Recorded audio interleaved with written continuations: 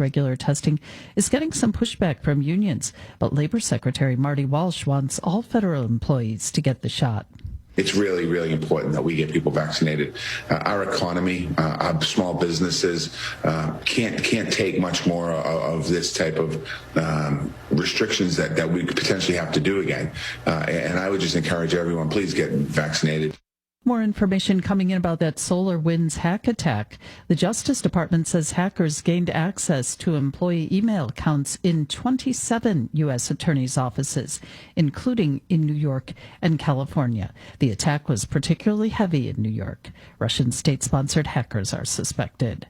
And if you notice more people on the streets of New York lately, you're not alone. Literally. Bloomberg's Jeff Bellinger explains. New data show people are moving back to New York. USPS mail forwarding data show 4.3% of households moved out of Manhattan during the pandemic, but according to Jefferies analysts, 1/3% had moved back by the end of June. And they say indications are the trend continued through this month. Similar pictures in other East Coast cities, including Boston. Different picture in Silicon Valley, where occupancy was flat in May and June. Jeff Bellinger, Bloomberg Radio. All right. Thank you, Jeff. Global news 24 hours a day on air and on Bloomberg Quick Take, powered by more than 2,700 journalists and analysts in more than 120 countries. I'm Denise Pellegrini. This is Bloomberg. This is Bloomberg Opinion on Bloomberg Radio. Bring you news, comments, and insights from Bloomberg Opinion's worldwide team of editors and columnists. I'm June Grosso. Coming up on the show, why Republicans may still try to kill Nord Stream 2. Plus, should schools decide how to spend pandemic relief dollars? But first, wildfires have consistently been a concern for power companies on the West Coast. And with more destruction and blackouts ahead, PG&E has proposed a solution. Just bury the wires. But according to opinion columnist Liam Denning, while the idea makes sense, the cost of such a project does not. He's here to explain. So PG&E has come up with a proposal to fix its wildfire problem. Tell us all about it and its costs. So PG&E has this long-standing wildfire problem, which obviously drove it into bankruptcy a couple of years ago.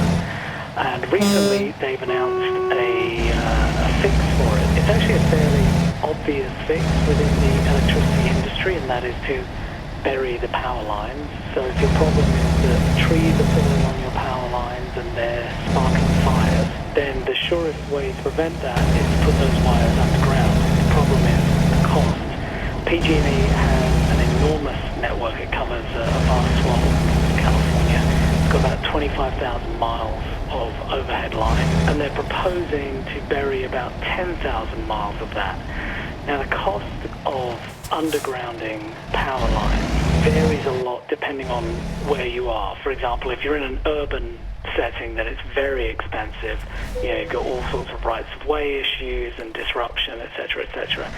Most of PG&E's is in rural areas, but some of it is challenging topography. The estimates for how much this would cost range from, PG&E itself says it could be done for about $15 to $20 billion. That's probably on the optimistic side of things. I've seen estimates ranging all the way up to $30 or $40 billion. Either way, it's a lot of money. So what they would do would be to raise costs for consumers. Presumably. We don't have a lot of details yet, but the way these things normally work is that a utility goes to the regulator and says, we need to make this investment, and here's how much we'll need to raise power bills to fund it. Now, in this case, it's a very unusual situation, A, because of the sheer cost that's involved, but B, this would be coming on top of PG&E's existing investment plans, and it just began filing with regulators only about a month or two ago to begin that process. So, back of the envelope, if we assume this were to cost, say, $25 billion, and PG&E was just going to fund it with debt and wasn't even going to make any kind of return on it, you could be looking at bills being jacked up by, around 20%, which I just think in California is politically unacceptable. So it's unclear how this will be done and really whether it can be done. So it seems like an unrealistic proposal. Why would they, put it forward if they didn't think it was going to have a chance of getting through? Well, it's possible that they think there may be a chance of it getting through simply because, this wildfire issue is now chronic for California. And as I mentioned, if you want a long-term solution to this, then burying the power lines is a pretty sure way of doing it. However, as I say, it does seem politically unrealistic. One thought that did occur to me is that in some ways what PG&E may be doing is trying to get ahead of things and deflect the blame. So one way of looking at this would be PG&E saying, okay, we have a wildfire problem here, it needs to be solved, here's the solution. Now the regulator may look at that solution and say, we just can't afford that, we're not going to allow it. And then at least PG&E, I guess, can say, hey look, we put out a solution, but the regulator's not going to allow it. Is there any chance that PG&E could be replaced? I mean, people have talked about that for some time, ever since the last bankruptcy, and in some ways this 10,000-mile undergrounding plant is sort of replacing a huge chunk of PG&E's fixed asset base, at least in accounting terms. California has a real difficulty here because the wildfire threat has been amped up so much by the changing climate and is expected to continue to worsen. And, you have a utility which is financially weak. One of the unusual things about PG&E's bankruptcy process was that it came out of that bankruptcy still with a huge pile of debt on it and still facing ultimate liability for these wildfires because of a peculiar aspect of California's law. So you do have a situation where people are relying on the utility to provide power, but also relying on it not to cause fires and to deal with the fallout of fires if they occur. And that's just a lot to pile onto the utility, which looks pretty financially weak. Thanks, Liam. That's Liam Denning, a Bloomberg Opinion columnist covering energy, mining, and commodities. Coming up on Bloomberg Opinion, a last-ditch effort to stop completion of a controversial Russian pipeline. I'm June Vaso, and this is Bloomberg. Every weekday. If knowledge is power, the Bloomberg Terminal is your power up, connecting you to the real-time financial news, data, and analytics that can take your workflow to the next level. Power up at Bloomberg.com/professional. Matt Miller and Paul Sweeney ask a few of the top market makers and analysts for their opinions. And while it's polite to listen to everyone, does it make sense that Tesla is worth $660 billion in market cap? it's more productive to listen to the best. What's the data that you guys really look at? Bloomberg Markets, weekday mornings at 10 Eastern. What do you expect from Jerome Powell? On Bloomberg Radio, the Bloomberg Business app, and BloombergRadio.com. Bloomberg, the world is listening. Tech talent is in high demand at Avanade, a joint venture between Microsoft and Accenture. That's why Avanade executive Brett Newton says the company is funding student scholarships at NJIT and earmarking them specifically for women in STEM fields. What I really like about Avanade's scholarship program with NJIT is it's more than just a financial investment in the students. It's a relationship that we bring them into. We picked NJIT because it's a very different technical university. It's deeply rooted in solving business problems with technology, which is very much like Avanade. They're non-traditional in that they are much more focused and active in marrying technology to solving world problems and society problems.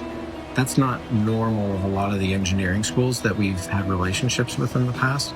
NJIT is very innovative and very entrepreneurial. NJIT, New Jersey Institute of Technology. Learn more at njit.edu. With the Bloomberg Small Business Report, I'm John Tucker.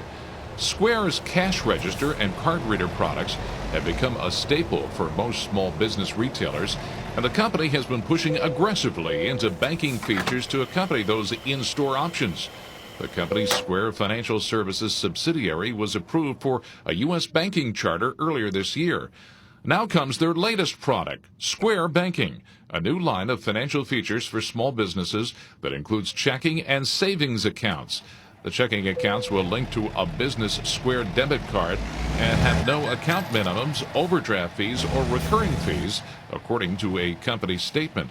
The savings accounts, which are FDIC insured, are also free of fees and balance requirements and offer a 0.5% annual yield. Square is also rebranding its small business loan program, which it now calls Square Loans. And that's the Bloomberg Small Business Report.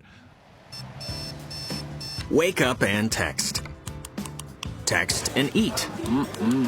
Text and catch the bus. Text and miss your stop. Wait. Text and be late to work. Sorry, I'm late. Text and work. Text and pretend to work. Text and act surprised when someone calls you out for not working.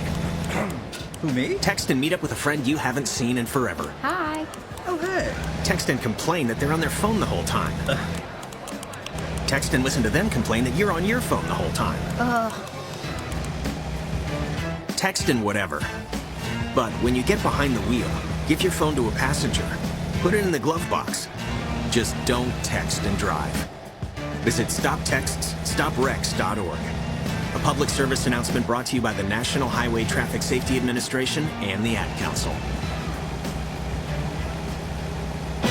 The world of Washington can be hard to follow. Lawmakers in the House today dropped 5 bills. So we found someone to do it for you. Big tech may have more to worry about than just taxes. Bloomberg Sound On with Joe Matthew. Bringing you stories and voices that matter every day. So much easier than asking yourself, now why did they do that? A lot of great points there. Weekday afternoons at 5 Eastern on Bloomberg Radio, the Bloomberg Business app, and BloombergRadio.com.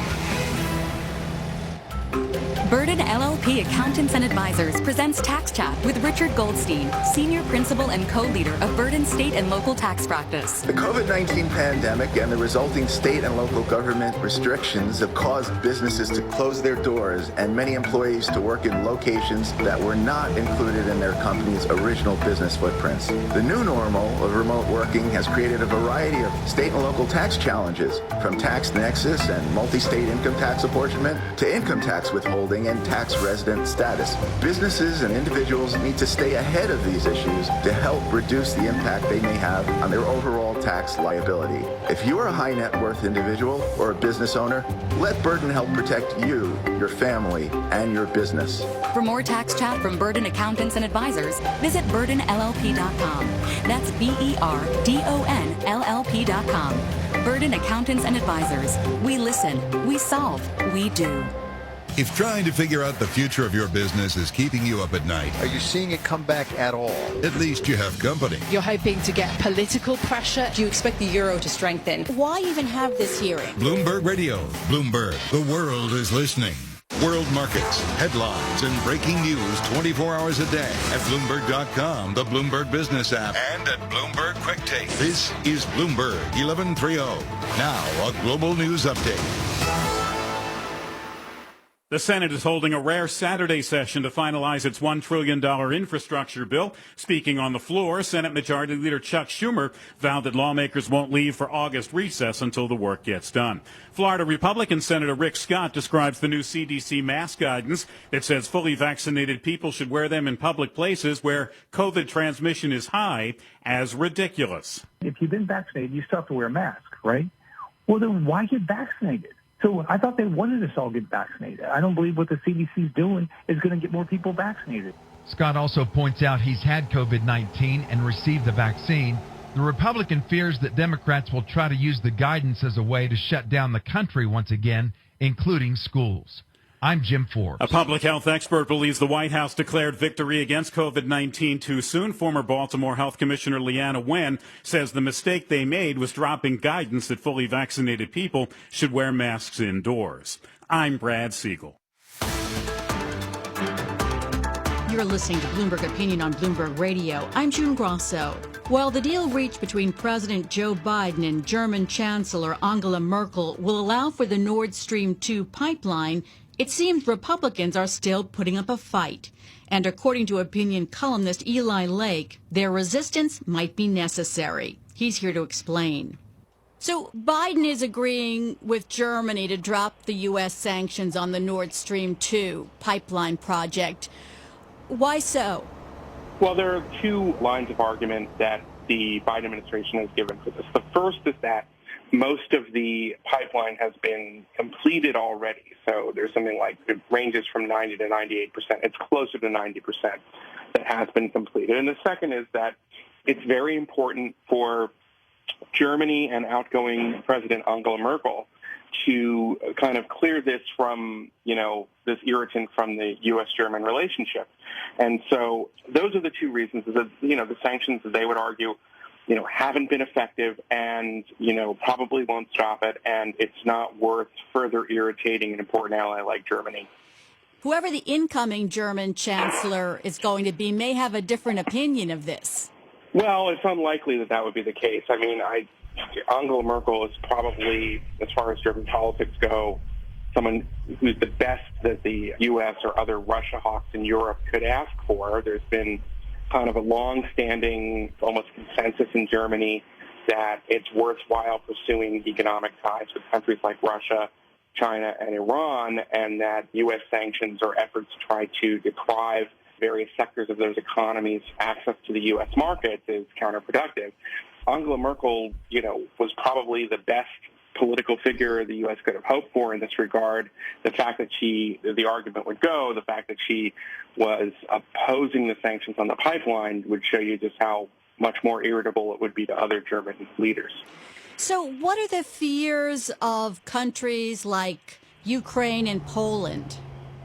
Well, I think that Ukraine and Poland both are concerned about a few things. The first is that a pipeline like this that has far more capacity than Nord Stream 1 will give Russia a lot of influence over the energy markets and therefore, by extension, other kinds of potential European politics. And the potential for Russia to wield at least the threat of turning off natural gas to most of Europe is something that has been stated explicitly by those governments and many others who don't like the pipeline, including fairly senior Biden administration officials in their confirmation hearings earlier this year. So are Republicans trying to undermine this? Well, I found this to be one of the more delicious ironies of the current moment that we're in, that there was a 2017 law that's kind of known by the acronym CAFTA, which is countering adversaries. I'm not going to get the full name of it right. So the CAFTA law has this very novel component in it, which gives Congress another bite at the apple when a president would waive sanctions through that law.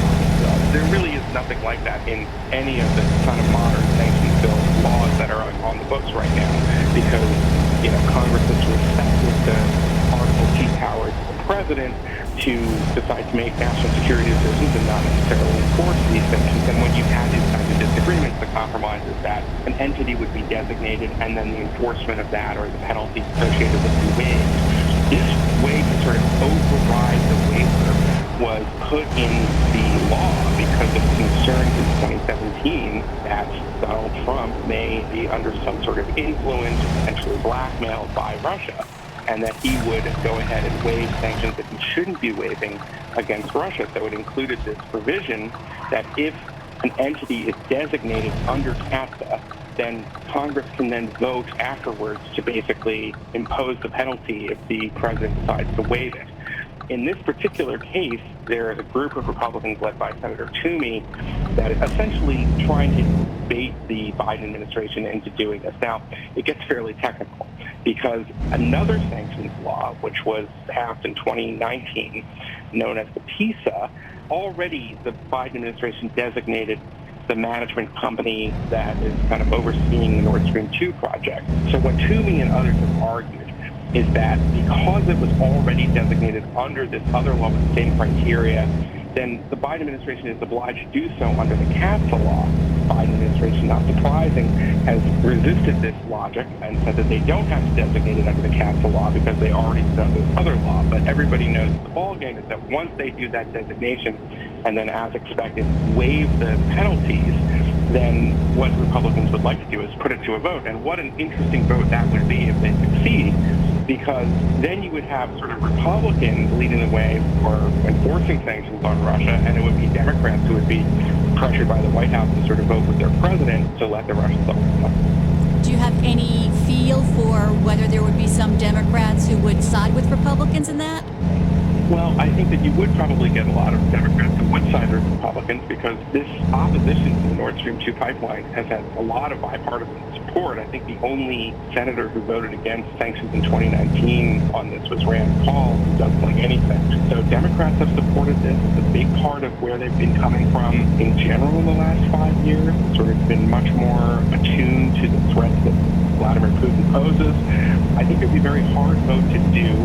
And I think you would see probably a lot of people in Biden's own State Department would be sort of quietly cheering an effort to try to impose those sanctions, because I don't think a lot of people really like this deal, and it was done largely as a favor to Angela Merkel at this point. But they didn't really get anything from the Russians, so other than a bunch of promises that are, probably worth it. Thanks, Eli. That's Eli Lake, a Bloomberg Opinion columnist covering national security and foreign policy.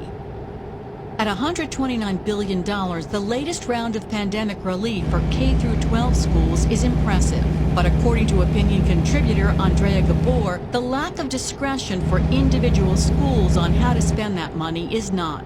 She's here to explain. So tell us how New York City is planning to spend the first installment of its pandemic relief money. Okay, well, it's got a couple of different plans, but I think the plan that I find the most problematic is they're going to spend it on a mandatory new curriculum. They're also going to buy 9 million books focused on cultural diversity, and of course there's nothing wrong with, books on cultural diversity, but I can tell you that there are schools with closets full of books that have been bought by the central bureaucracy that are never used. And the reality is that, especially in a city like New York, with a very diverse student body and very different kinds of schools teaching different populations, the individual schools and principals and teachers are the ones who really know what their students need. And so any kind of very specific bureaucratic mandate can be troublesome. In comparison, what is Chicago doing? So Chicago, I think they are also going to work on a curriculum, but Chicago has given has earmarked a third of their money in a very open-ended way for principals to decide how to spend the money. And incidentally, that's what the federal government has done. The vast majority of the funds are pretty open-ended for schools to figure out what they need. And if I could just throw in one additional thing, the last book I wrote went into great detail about the importance of doing sort of bottom-up reform, that the most important thing central bureaucracies can do is to give support to the good ideas that bubble up from below. And I think that's one of the big things that New York is missing. And, incidentally, if you're talking about a mandatory curriculum, and again, I wrote about this in After the Education Wars, Massachusetts did come up with a statewide curriculum framework that was considered the best in the country, better than the Common Core. They spent years developing it with input from parents and teachers and unions and business people. It's a lot of hard work to really get buy-in for something like that. So what do you think should happen? You think New York City should let the schools themselves decide? Well, I think guidelines are smart, and especially guidelines that are responsive to what schools and districts need. So what's really interesting is that all over the country, in places like, Alabama, for example, you have a real hue and cry for arts curriculum, right? Because the arts have really been neglected for years, and the arts give students tremendous skills for actually doing well in academic work. They help them with sort of concentration, with teamwork, with understanding nuance, the rhythm, patterns, all sorts of things that are very important for students. And many schools have not had the funds for that. So there's been a real outcry in many places like Alabama, and so the states are meeting that need by saying, we will earmark some of this money for arts education, or, we now have this extra funding, we'll find a way to make that arts education more permanent. And by the way, that's another big question, which is this money from the federal government is only going to last 3 years, right? So you have to be very intentional about what you earmark it for. If you're going to spend it, for example, on extra personnel, what happens at the end of 3 years? So there has to be a lot of thought that goes into that, and oftentimes in terms of the details, that's best done at the school level. Thanks, Andrea. That's Andrea Gabor, a contributor to Bloomberg Opinion and Bloomberg Chair of Business Journalism at Baruch College of the City University of New York. And that's it for this edition of Bloomberg Opinion. You can read more at Bloomberg.com/opinion or at OPI and Go on the Bloomberg Terminal. For Bloomberg Radio, I'm June Grosso. Our producer is Sarah Livesey. Thanks for listening, and remember to tune into the next edition of Bloomberg Opinion right here on Bloomberg Radio. Jody Schwartz. The world's financial decision makers connect on the Bloomberg Terminal. The buy side and the sell side together, collaborating across markets and countries in real time, sharing ideas, negotiating trades, and forming an influential network of over 325,000 financial professionals that helps power global markets. Isn't it time you join them? Request a demo at Bloomberg.com/professional. Noted tax attorney tells us why she recommends Jewish Communal Fund. I recommend the JCF to my clients, to my colleagues, to really anyone who asks a question about charitable giving, because it's convenient, it allows you the maximum tax deductions permitted by law, and it just makes your life easier, organized, and simple. Another aspect for clients and for other colleagues who don't want their identities to be known or don't want to talk about the property that they're giving away to charity, I found JCF's confidentiality, its aggregate reporting to be very attractive to people. JCF can help you and your clients organize your charitable giving with a donor-advised fund. A fund can be established with a tax-deductible contribution of $5,000 or more. Contributions to JCF qualify for the highest tax deduction allowed by law. Visit jcfny.org or call 212-752-8277. You know the expression, hit the ground running. We think it's a better idea to hit the ground listening. Karen Moscow. The pandemic is having a major impact on the labor market. Nathan Hager. President Biden is setting a new goal. Bloomberg Daybreak. A landmark trial kicked off this week. Weekday mornings at 5 Eastern. We really haven't seen that kind of move happen. On Bloomberg Radio, the Bloomberg Business app, and BloombergRadio.com. Bloomberg, the world is listening. Why do hedge funds and other alternative managers rely on Pershing for a highly personalized experience? Mark Alderati, a managing director at BNY Mellon's Pershing and head of Prime Services, shares how we help you consider everything. In today's ever-evolving environment, the team at Pershing's Prime Services wants to know, what are you focused on now? Are you confident in the stability of your counterparty? Do you feel they can help you grow your business? When it comes to fundraising, do you have access to the mindset of the advisor or have what you need to navigate the ODD process? Exceptional service for our clients is at the core of what we do. Our award-winning team is just one of the benefits of working with BNY Mellon.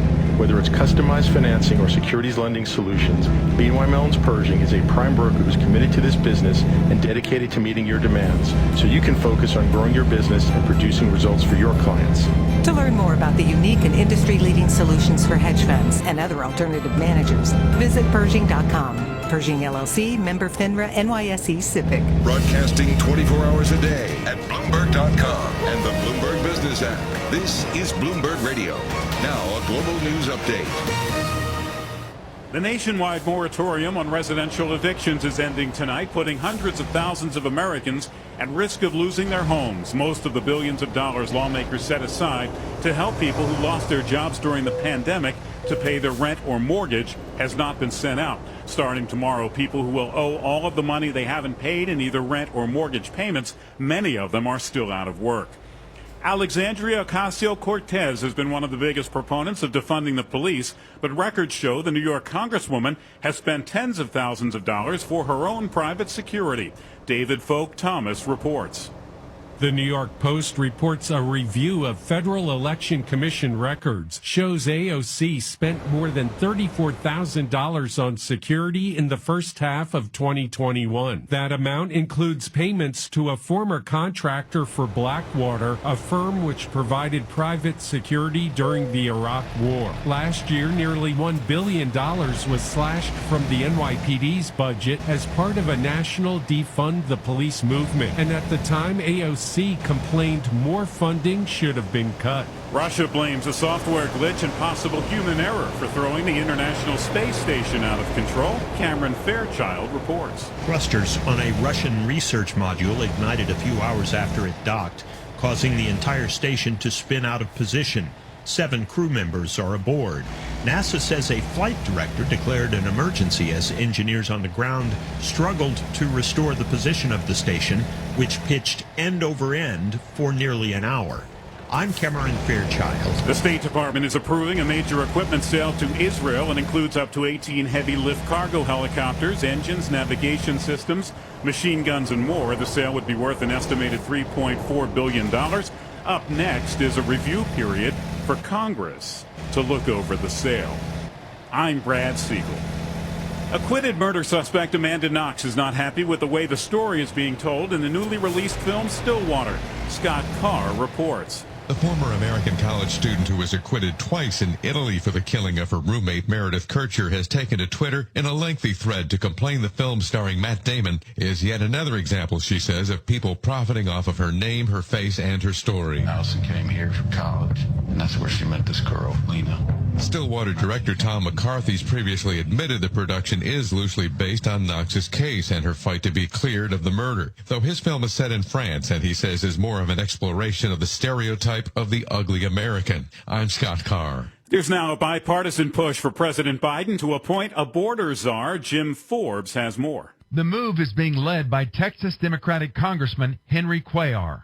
I've been very respectful, very supportive of the administration, but something has to change. He's teaming up with Republican Senator Lindsey Graham of South Carolina. It's a sign of frustration from members of both parties over a surge in illegal immigrants. Border agents reported more than 188,000 encounters in June. That total marked a new 20-year high.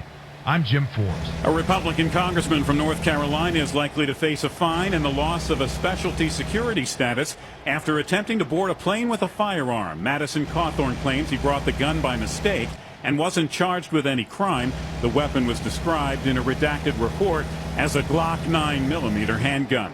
Philadelphia's LaSalle University is using its federal COVID relief funds to clear student balances. Sophomore student Cass Borowitz says she was reduced to tears when she found out. She had previously thought she would have to drop out of LaSalle due to her accumulating debt. The university has been able to clear more than $500,000 worth of student debt using those COVID relief funds. I'm Brad Siegel.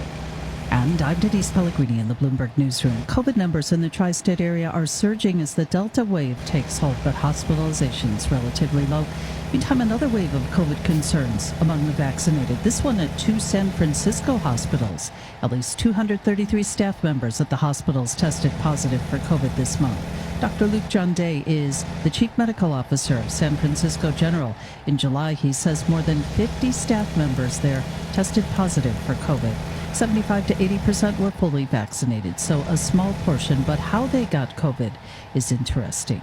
I think close to over 99% of those cases, almost 100%, we have been able to trace back to community spread. We have so far not detected any patient to staff or staff to patient transmission right now. Of the more than 230 at the 2 hospitals, many were asymptomatic. Only 2 required hospitalization that we know about so far. Google and Apple are going to battle with a dating app and social media platform for anti-vaxxers. Unjected was started by 2 women from Hawaii. It's sometimes called the Tinder for anti-vaxxers. Google Play is giving the company 2 weeks to remove content, include claims the COVID vaccine is an effort to inject microchips and connect everyone to 5G. Apple removed the app from its App Store after being contacted by Bloomberg News about it. And jobs report coming out this Friday. The Fed will be watching for signs of upward wage pressure. Sinead Colton-Grant is Global Head of Investment Solutions at BNY Mellon. Now, our view is that as we look through the the next few months, as the supply chain starts to unwind a little, that we will see those inflation measures come down. And Grant Coulson speaking with us there on Bloomberg Radio. Global news 24 hours a day on air and on Bloomberg Quick Take, powered by more than 2,700 journalists and analysts in more than 120 countries. I'm Denise Pellegrini, and this is Bloomberg. This is Bloomberg Business Week. Insight from the reporters and editors who bring you America's most trusted business magazine. Plus, global business, finance, and tech news as it happens. Bloomberg Business Week with Carol Masser and Bloomberg Quick Takes Tim Stenovic on Bloomberg Radio. Hi, everyone. Welcome to the weekend edition of Bloomberg Business Week. It was a week chock full of big tech earnings and also a continued Chinese crackdown on its technology and education sectors that unleashed shockwaves across global markets, erasing at one point more than $750 billion in value from U.S.-listed Chinese stocks over the course, Tim, of just 5 months. Yeah, you mentioned a huge week of earnings. On the earnings front, Carol, Tesla beating, and that included its first $1 billion quarter of net income. And yet Elon Musk's comments on chip supplies and production hurdles bummed out investors. One investor who's owned Tesla shares and its cars weighs in. He's really well known to our audience. We're talking about Ross Gerber. He's always a fun and engaging conversation. We're also going to talk about what's going on in the Amazon rainforest and why it's a problem for us all. I've got to say, this story is a dark one. It's entitled Last Days of the Rainforest, and both you and I were really upset about it. Yeah, it's one of those stories that you read and you think to yourself, what could I be doing to actually help this situation? Because it's a global story. It affects all of us, even though it's based in the Amazon. Exactly. And what's interesting is, you know, we talk about climate change, the importance of companies, institutions, governments. This is the Brazilian government, though, making it possible for more deforestation to happen. You know, one point that I found really interesting and, to be honest, deeply troubling, Carol, I tweeted about this. Some scientists are suggesting that the Amazon is now close to a tipping point at which it will become a savanna rather than a rainforest. So what that means is it's going to pump greenhouse gases into the atmosphere instead of pulling them down. And these so-called flying rivers, these are bands of moisture in the air that bring rainfall to the continent, those are going to dry up. As many as 10,000 species may be at risk of dying off. It's awful. Yeah, it's terrible. Listen, we're going to hear more from the reporter a little bit later on, Jessica Bryce. She's going to join us. But this is really a problem for us all. We're also going to hear from Harvey Mason Jr., the CEO of the Recording Academy. He's going to talk about a new tune and tone for the Academy. They've had their own problems, Tim. We know the Grammys, which has come under some criticism in terms of diversity, inclusion. So we're going to find out what he's up to. All of that to come, and we begin, though, with a look at this week's issue of Bloomberg Business Week magazine, the cover story. We're going to talk a lot about this later on. It's all about Beijing's sweeping crackdowns on its tech and education sectors, and also the Chinese media and regulators trying to walk it back a bit to calm investor concerns. This cover could not be timed better for what we've seen in the Chinese markets over the last couple of weeks. The cover itself, move fast and obey the party.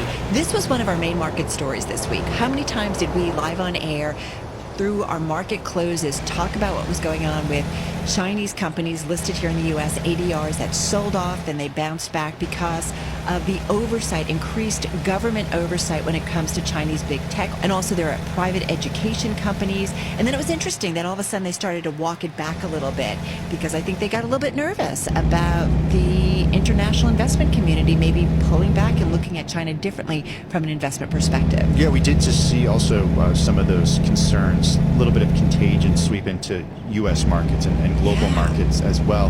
And I think there are some really interesting questions raised in the piece about what it means for American tech companies and what U.S. regulators and U.S. investors can learn from the way that Chinese regulators are cracking down on these companies. What does it mean in the evolution of mega cap tech companies, right, and how they're treated here in the U.S.? And this story, right, China's maybe going in their own direction, setting up their own new code. Speaking of new codes, we are still trying to figure out how the heck do we get back to work. Hey, we're here. We are here. We've been here for months during the pandemic. What's interesting is we were all looking at companies increasingly saying, hey, workers, fall is coming. We want you back. You're going to be back. And then all of a sudden we started to see, speaking of walking back things, companies, whether it's Google, whether it's Apple, whether it's Twitter, walking back expectations for when they want their workers back in the office. I think there are a lot more questions right now than there are answers about what a distributed workforce looks like, what it means for people to be back in the office, when they'll be back in the office, who they're going to be around. One of the most sought after management jobs right now, there's an article about this in the current issue of Bloomberg Business Week. It's about people who are leading large, far-flung teams through uncharted waters. It's the remote work czar, and it's potentially a shortcut to the C-suite for rising professionals. Right, and as our reporter writes about it, it's not a job you could have predicted 16 months ago, but here we are. And of course, the reason we're talking about this and companies walking back their expectations for opening up their offices is because of the rise of COVID cases because of the Delta variant. We've seen it in the hotspots around the world, and we're seeing it in hotspots around the United States as well. I saw a tweet from one of our colleagues. She wrote on Twitter, it was nice for that little 2-week period when we thought the pandemic was behind us. And it certainly feels like in recent weeks it hasn't been, and that's because of the rise of the Delta variant, the changes in CDC guidance that we got earlier this week, and as you just mentioned, the way that companies are responding. Sorry if you're really down and depressed. Don't go anywhere because we have some uplifting things we're going to cover as well. People who are disrupting our world. Check out the magazine because in this week's issue, in the Pursuit section, is some fun things to maybe bring a smile to your face, including, can I get drunk on this? Yeah, a heap of new alcohol-infused ice creams are cooling down summer just in time for August. We're talking about boozy ice creams. Yeah. And so what's really wonderful is our Kate Crater, who is our food editor here at Bloomberg Pursuits, basically giving you some recipes to make some really cool boozy drinks, ice cream included. Yeah, ice cream soda. We can also make an ice cream sandwich, milkshake, and of course the whiskey vanilla ice cream. We also take a look at some other things in Pursuit, talking about the travel agent being back. Uncertainties in the friendly skies is forcing vacation planners to rethink the value of a professional long thought departed. How many times you want to go on a trip?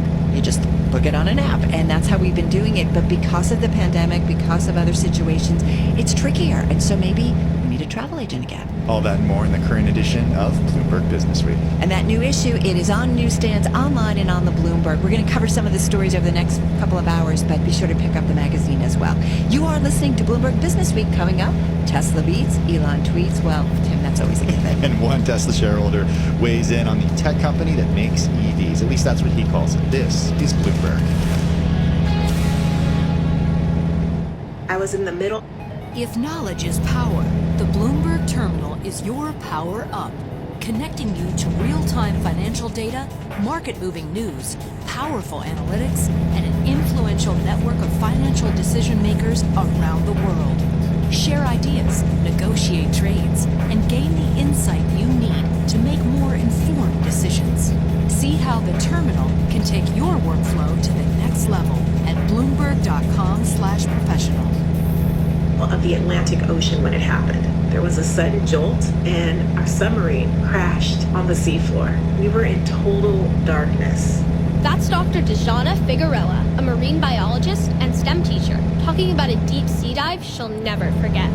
It's funny, when I was a kid, I was afraid of the ocean, and there I was, 2 miles below the surface. But as a scientist, you prepare for that. Using our training and a little creativity, we fixed the sub and finished our experiments. The dive was just too important. Every dive gives us glimpses at things few people ever get to see. Glowing creatures, fiery undersea volcanoes. When we got back to the surface, I kissed the ground and called my mom, of course. But you know what? I wouldn't trade that dive for anything. Dr. Figueroa uses her passion for STEM to discover new things and make the world a better place. She can STEM, so can you. Check out She Can STEM for more stories and inspiration. A message from the Ad Council. This is a Bloomberg Money Minute. A new report ranks reliability, availability, and network speed for wireless carriers. Among the big three, T-Mobile placed third. They still are trailing behind AT&T and Verizon in their performance through our testing. Doug King heads business development for Root Metrics. Ran millions of tests in the first half of 2021. Despite coming in third, he says T-Mobile has shown solid improvement over 2020 results. We have seen an improvement on T-Mobile's performance due in part, with their 5G launch and the leverage of the mid-band spectrum that they were able to acquire through Sprint. And T-Mobile says it's getting high marks from other testing services like Ookla and OpenSignal. Looking ahead, all three carriers are racing to build out better 5G networks. Whether that be accessibility or the ability to get on the 5G network that it's available, as well as throughput speeds and 5G reliability. I'm Ed Corey, Bloomberg Radio. Asset managers who seize change to launch new strategies, add distribution channels, or exploit new technology to re-engineer the investor experience are often rewarded. However, in an industry paralyzed with complexity, few act with agility or decisively. Few run their businesses strategically, yet the most competitive managers in the market know with the right partner and a flexible operating system, you can. Go boldly toward change with SEI Investment Manager Services. Determination and operational strength are both essential factors for growth in asset management. I'm Steve Meyer, President, Head of SEI's Investment Manager Services Division. We know that disruptive forces create opportunities around the world. If you see potential in change, our industry specialists will maximize SEI's integrated platform of data and risk management, global investment operations, compliance support, and investor services to position your asset management business for success. Come grow with us. With SEI Investment Manager Services, you lead the charge in a competitive marketplace. Learn more at SEIC.com/seize change. Carol Masser and Bloomberg Quick Takes Tim Stenovec. They keep such a careful eye on business trends and developments. You'd guess there are more than two of them. Nope, they're just that good. What do you still want to see from the CBC? Bloomberg Business Week. They cross different parts of our investment world. Is that an actual competitor for wireline broadband? Weekday afternoons at 2 Eastern on Bloomberg Radio, the Bloomberg Business app, and BloombergRadio.com. Bloomberg, the world is listening. Neil Armstrong waited 6 hours and 39 minutes to step onto the surface of the moon. Jackie Robinson waited 20 months to play his first game with the Brooklyn Dodgers. And even DiCaprio had to wait 22 years to win an Oscar. You can wait until your destination. Don't text and drive. Visit StopTextStopWrecks.org. A message brought to you by the National Highway Traffic Safety Administration, Project Yellow Light, and the Ad Council.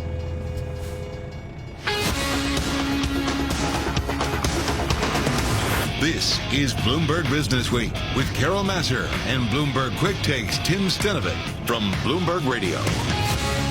Among the big earnings this week, Tesla, even with second quarter profit and sales exceeding estimates, Tim, it was CEO Elon Musk's cautionary hints from the investor call that really swayed investors, kind of sent the stock a little bit lower. Musk also highlighted the unpredictability of chip supplies and the hurdles he expects in ramping production at two new factories in Austin and Berlin later this year. It was, though, the electric vehicle maker's first $1 billion quarter of net income. A favorite voice of ours to talk about Tesla is Ross Gerber. He's president and CEO of Gerber Kawasaki Wealth and Investment Management. He did talk all things Tesla, Carol, but we did get him to weigh in on the moves in Chinese stocks and Beijing intervention as well. Take a listen. I think one of the main things Tesla does differently is they make a lot of their own stuff. You know, it was like if something they're lacking, they'll just make it. So they can make chips, they can make parts, they can make seats.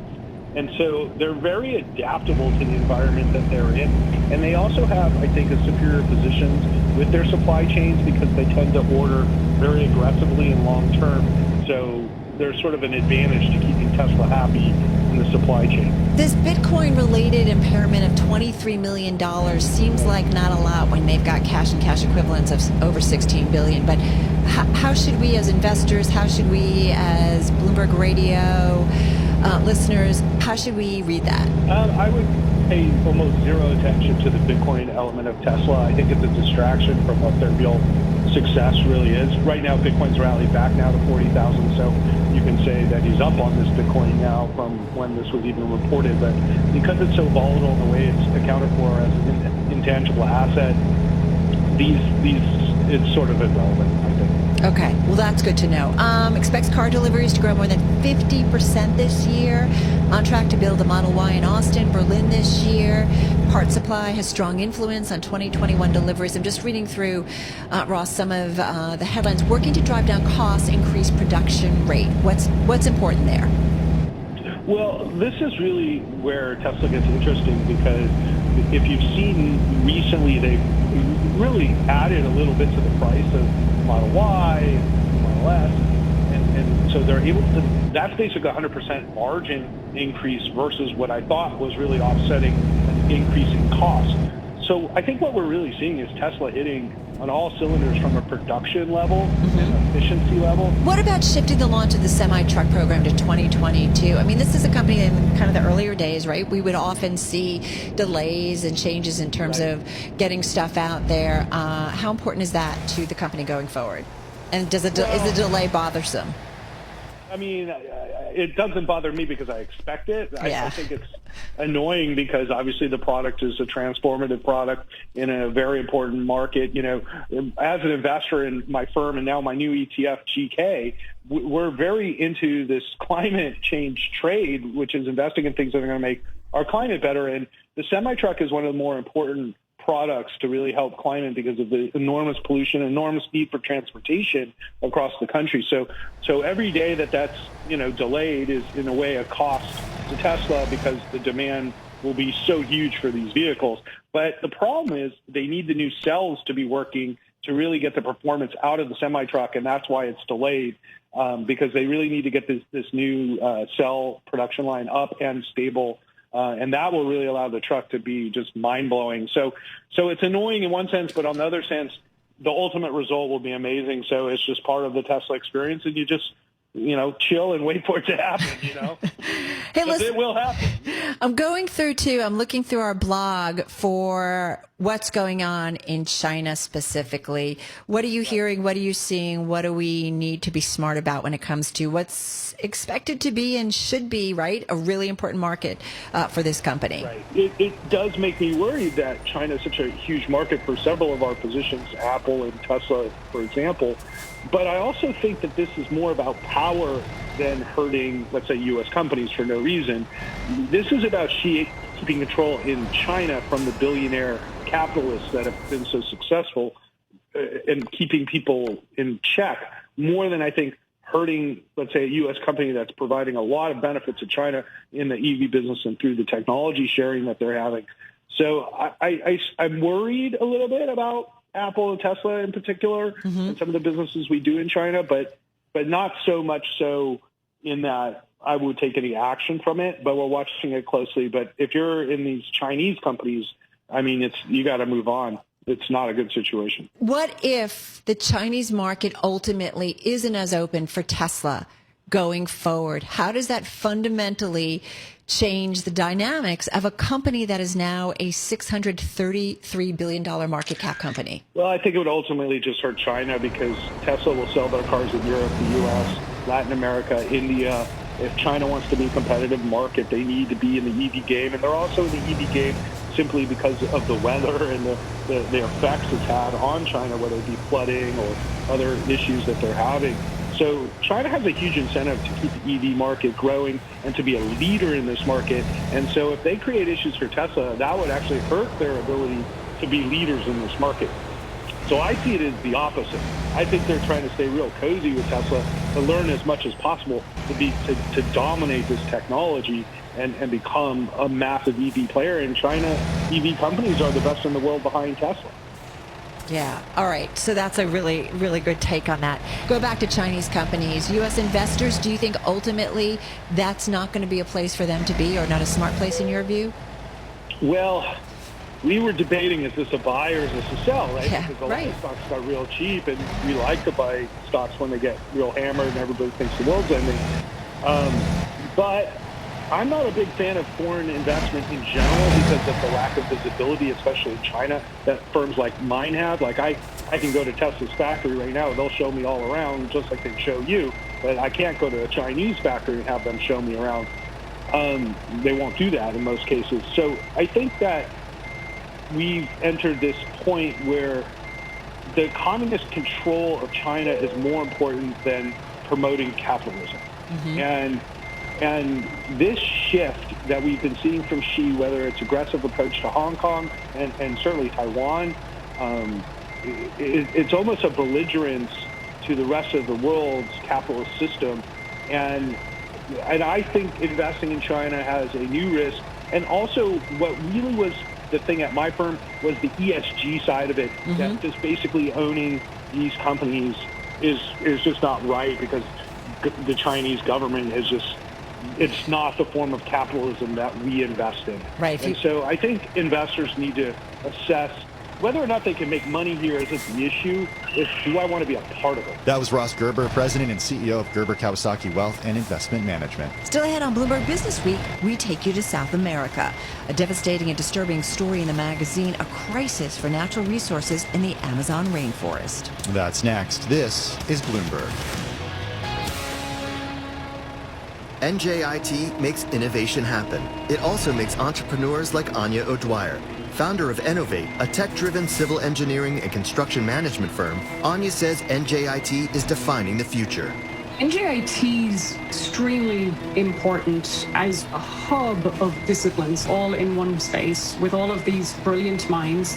NJIT's role is huge when it comes to defining the future and how, from an interdisciplinary point of view, they have it all there, whether it's the innovation hub, the maker space. NJIT is already creating that collaboration between the disciplines, and you have civil engineers speaking to programmers, speaking to electrical engineers, and together they're creating advancements that we wouldn't have been able to do without those three minds coming together and solving a problem as one rather than solving it in isolation.